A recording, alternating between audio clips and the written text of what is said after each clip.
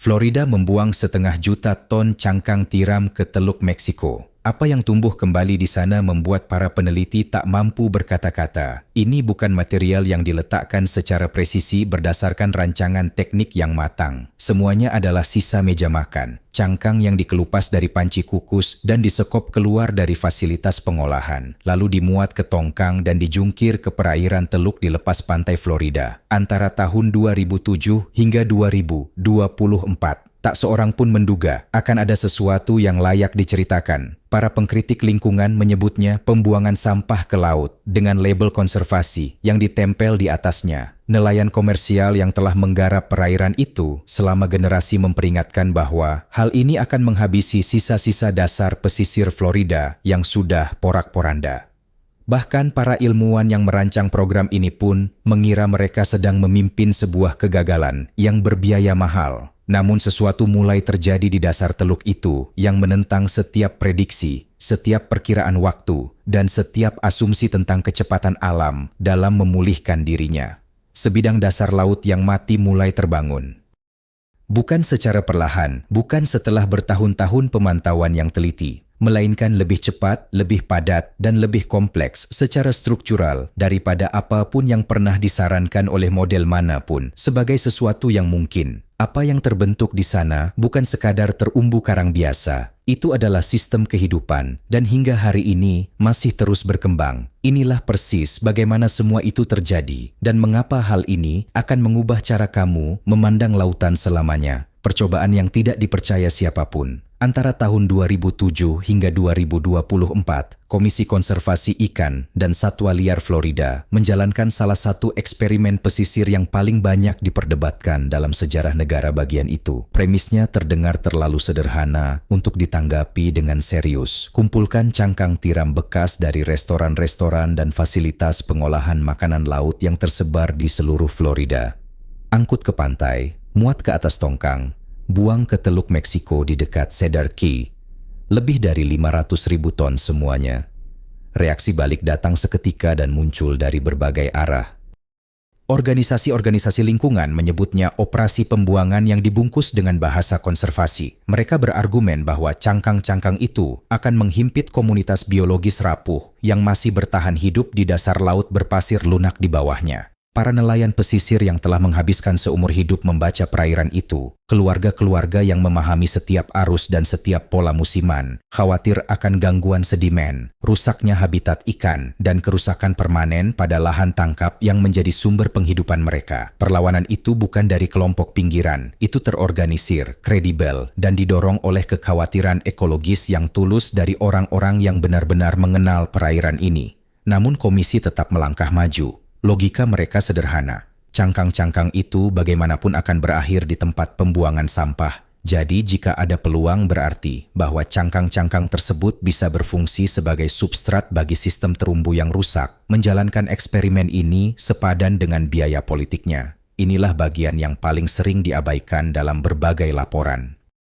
Tak seorang pun, bukan para perancang program, bukan ahli biologi kelautan yang meninjau proposal tersebut, bukan pula pengelola perikanan yang menandatanganinya, benar-benar memperkirakan bahwa segalanya akan bergerak secepat ini. Ketika tim pemantau pertama kembali ke lokasi penimbunan 18 bulan setelah tumpahan cangkang awal, mereka sedang bersiap menghadapi data yang membenarkan apa yang selama ini dikatakan para skeptis. Yang mereka temukan justru membuat Dr. Krimsky, spesialis habitat kerang dari Komisi Konservasi Ikan dan Satwa Liar Florida, terhenti di tengah kalimat saat sesi debriefing tim berlangsung. Kehidupan sedang mengkolonisasi tumpukan cangkang itu. Bukan 2 tahun kemudian, bukan 3 tahun kemudian, yang merupakan batas waktu minimum standar untuk respons biologis yang terdeteksi dari proyek terumbu buatan manapun. Hanya dalam hitungan bulan, kelompok-kelompok organisme laut terbentuk dengan laju yang tidak memiliki padanan dimanapun dalam literatur ilmiah yang ada. Cangkang-cangkang itu ternyata tidak bersikap pasif seperti puing-puing biasa di dasar laut.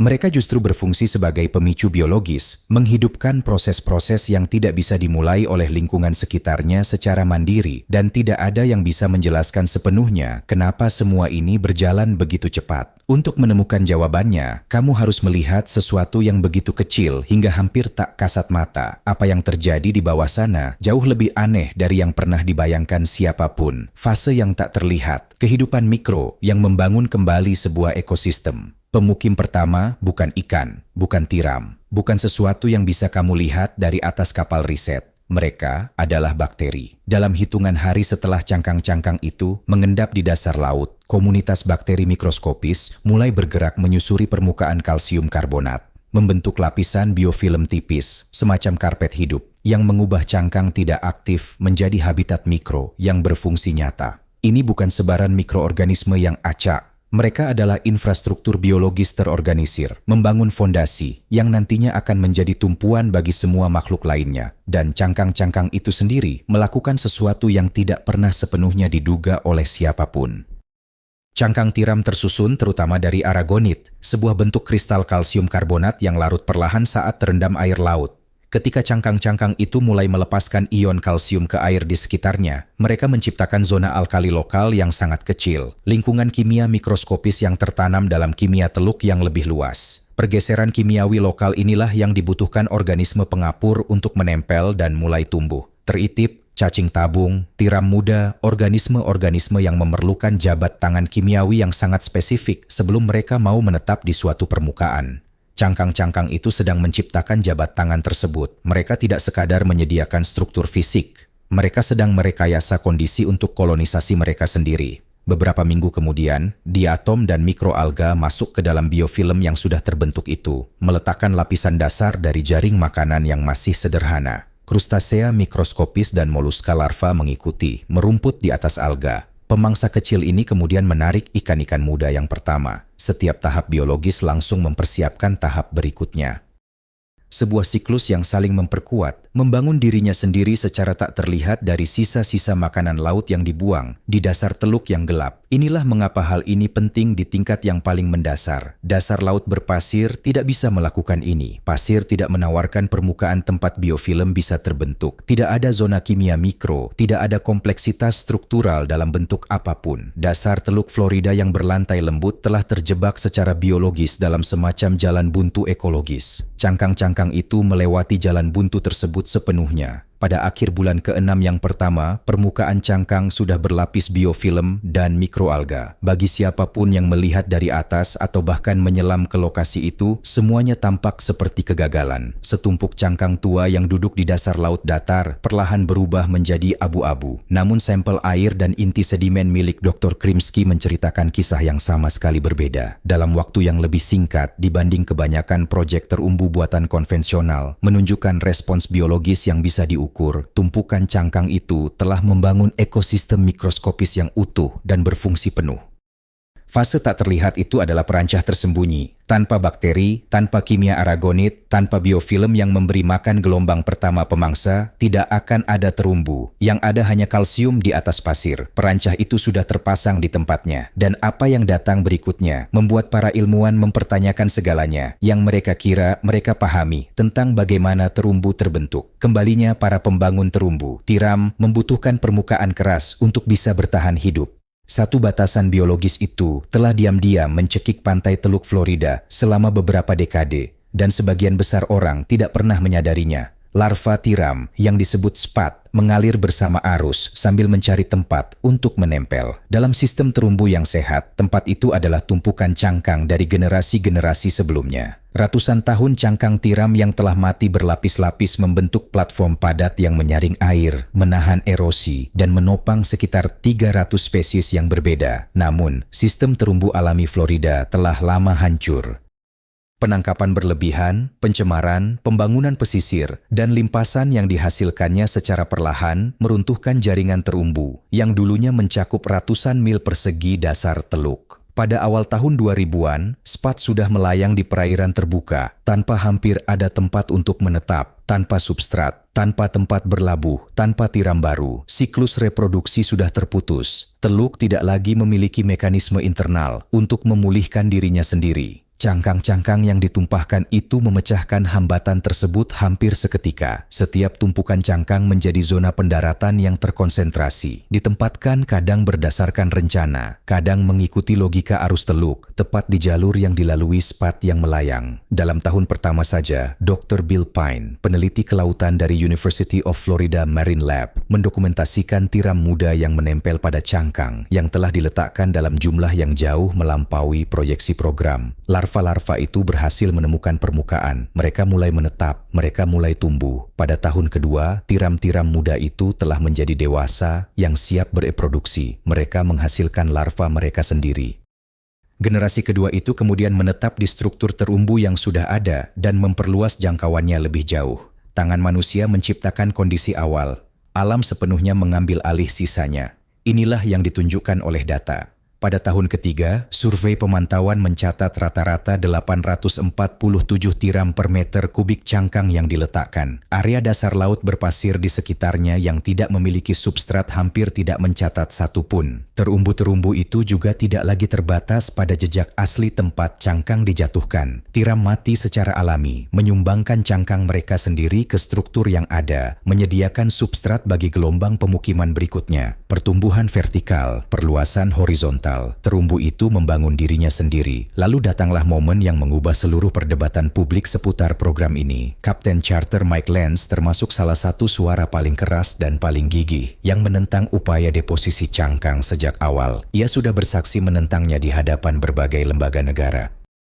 Ia secara terbuka memperingatkan bahwa program ini akan merusak kawasan penangkapan ikan yang sudah dikelola keluarganya selama 3 generasi. Pada tahun 2013, berdiri di tepi perahunya di atas salah satu situs terumbu yang sudah terbentuk, Lance menyaksikan sekawanan ikan redfish yang besar berkumpul mengikuti arus di sekitar tumpukan cangkang. Ia mengucapkan sesuatu yang tidak ia rencanakan sama sekali. Saya salah. Selama 25 tahun di perairan ini, saya belum pernah melihat ikan menumpuk seperti itu. Perubahan sikap itu bukan sekadar satu orang yang mengubah pikirannya. Itu adalah momen di mana temuan ilmiah dan pengalaman nyata orang-orang yang telah memancing di perairan itu sepanjang hidup mereka akhirnya bertemu di titik yang sama. Dan ikan-ikan itu baru merupakan awal dari apa yang akan segera dilakukan terumbu-terumbu ini. Ketika ikan-ikan berdatangan, segalanya berubah. Ikan-ikan terumbu tidak menunggu pengumuman resmi. Begitu kompleksitas struktural muncul di dasar laut yang tadinya polos, mereka langsung menemukannya dalam waktu 2 tahun. Setelah terumbu Cedar Key terbentuk, survei ikan menghasilkan angka-angka yang membuat tim Dr.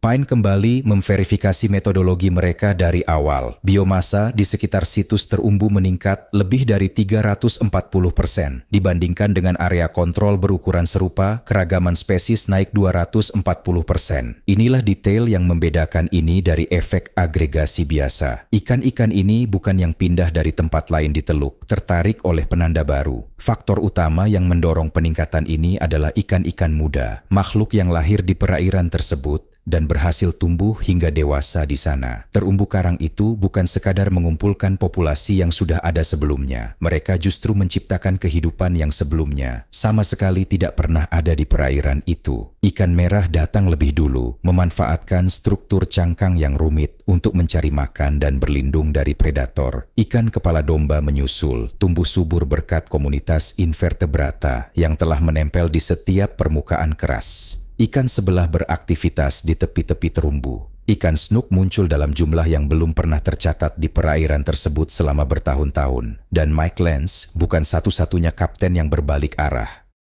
Para operator kapal charter di seluruh kawasan Cedar Key mulai secara resmi mengajukan permohonan pembangunan situs terumbu baru di dekat area penangkapan ikan yang paling sering mereka gunakan kepada komisi yang sama yang pernah mereka lawan di pengadilan 6 tahun sebelumnya. Hotel, toko umpan, dan restoran tepi laut semuanya melaporkan peningkatan pendapatan yang terukur yang secara langsung berkaitan dengan aktivitas kelautan di sekitar situs-situs terumbu tersebut. Efek berantai ekologis terus merambat ke atas rantai makanan. Gurita mendirikan wilayah kekuasaan di celah-celah dan tonjolan terumbu yang berliku. Penyu laut kembali hadir dan mulai mencari makan dari komunitas invertebrata yang melapisi cangkang-cangkang tersebut.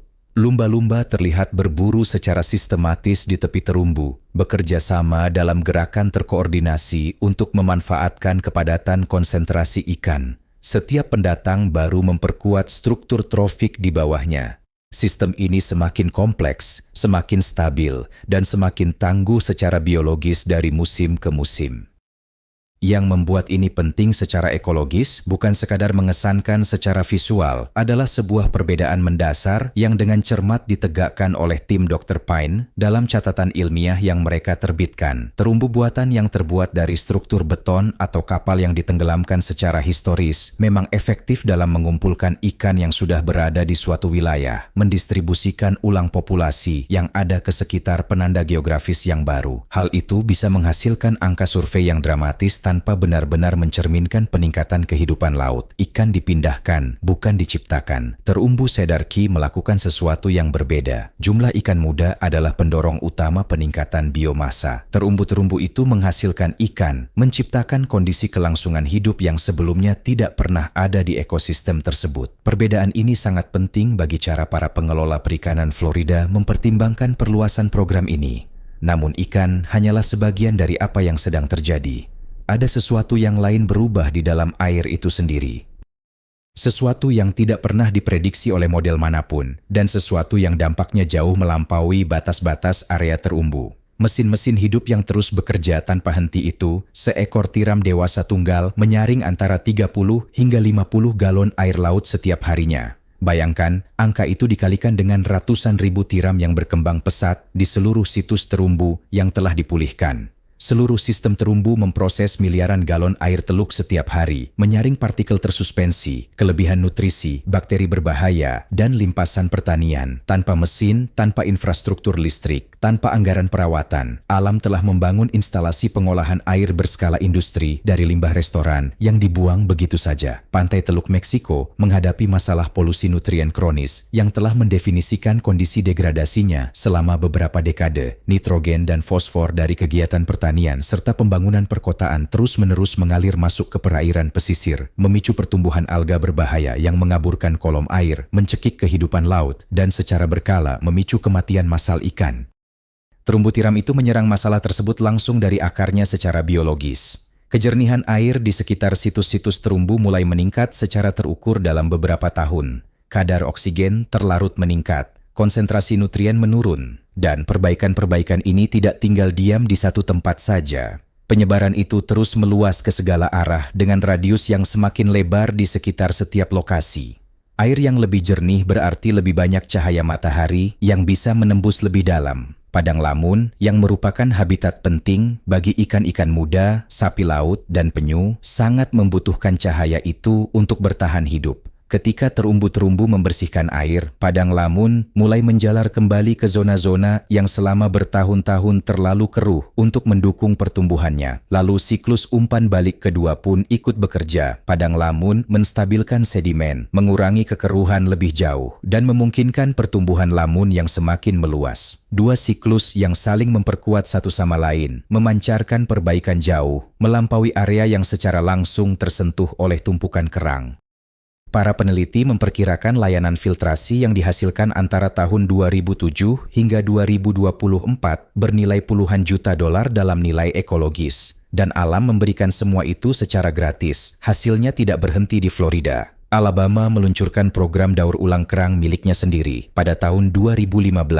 Mississippi menyusul. Louisiana memulai inisiatif pembangunan terumbu skala besar. Project Billion Oyster di Pelabuhan New York mengadopsi model ini di salah satu jalur air perkotaan yang paling rusak parah di Amerika Utara. Desain lingkungan sirkuler, yaitu mendaur ulang bahan limbah, menjadi infrastruktur ekologis yang berfungsi nyata, sedang mengubah wajah rekayasa konservasi secara global. Para insinyur pesisir di Kanada, Australia, dan Eropa mulai mengkaji hasil-hasil yang diperoleh dari Cedar Key. Namun, ada satu ujian besar yang menanti, sesuatu yang tidak pernah dirancang oleh siapapun dan yang akan datang tanpa peringatan apapun. September 2017, Badai Irma, kategori 4. Kecepatan angin melampaui 240 km per jam, gelombang badai yang dahsyat.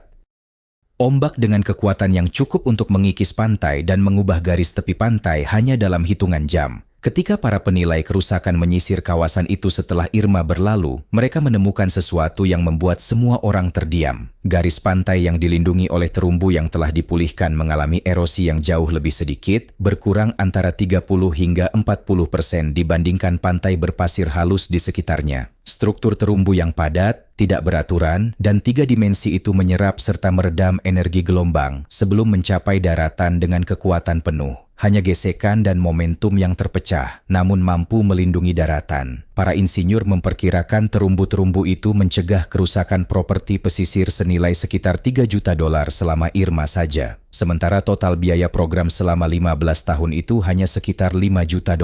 Terumbu itu hampir menutup seluruh biayanya, hanya dalam satu badai. Tembok laut bisa retak, batu penguat bisa bergeser, baja bisa berkarat, beton pada akhirnya juga runtuh. Tapi terumbu tiram memperbaiki dirinya sendiri. Kerusakan akibat badai justru memicu pemukiman larva baru. Setiap generasi menambah ketinggian dan kompleksitas struktural. Penghalang ini justru semakin kuat setelah setiap badai. Bukan sebaliknya, pemasangan pelindung pantai konvensional menghabiskan biaya ratusan ribu hingga jutaan dolar per mil. Program Cedar Key berhasil mencapai perlindungan yang setara dengan sebagian kecil dari biaya itu, dan terus membaik setiap tahunnya tanpa perlu investasi tambahan. Dan bagian paling luar biasanya masih terus berkembang. Pada awal tahun 2000-an, terumbu-terumbu itu telah tumbuh secara signifikan, melampaui jejak awalnya, sepenuhnya tanpa campur tangan manusia. Lokasi-lokasi tertua telah berlipat ganda luasnya, didorong oleh siklus reproduksi tiram itu sendiri. Setiap generasi menetap, tumbuh dewasa, mati, lalu menyumbangkan cangkangnya bagi gelombang larva berikutnya. Akumulasi vertikal, penyebaran horizontal, terumbu yang merancang pertumbuhannya sendiri sesuai jadwal yang tidak pernah ditetapkan oleh perencana manusia manapun. Endapan awal hanyalah gundukan kalsium karbonat yang tidak beraturan. Terumbu hidup yang kemudian muncul sangat kompleks secara arsitektur. Profil vertikal, lorong-lorong tersembunyi, tonjolan-tonjolan, dan puluhan mikrohabitat yang berbeda. Kepiting, gurita, bintang laut, dan ikan-ikan muda semuanya memanfaatkan fitur-fitur struktural yang berbeda dalam satu bagian terumbu secara bersamaan. Mereka bukan sekadar berbagi substrat, mereka menghuni sebuah ekosistem. Terumbu tiram yang padat juga menyimpan karbon organik di dalam cangkang dan sedimen di sekitarnya, menangkap gas rumah kaca yang seharusnya berkontribusi pada pengasaman laut dan pemanasan atmosfer. Argumen ekologis itu tanpa sengaja telah berkembang menjadi argumen iklim. Metrik keanekaragaman hayati di lokasi Cedar Key yang paling matang sudah mendekati angka yang pernah tercatat di sistem terumbu batu kapur alami yang masih murni. Penyu laut yang terancam punah telah kembali. Lumba-lumba mulai berburu secara sistematis di tepi terumbu. Teluk itu membangun dirinya sendiri kembali di sekitar tiram, dan tiram membangun dirinya sendiri kembali di sekitar teluk. Setiap tiram yang hidup dan mati menyumbangkan substrat bagi generasi berikutnya.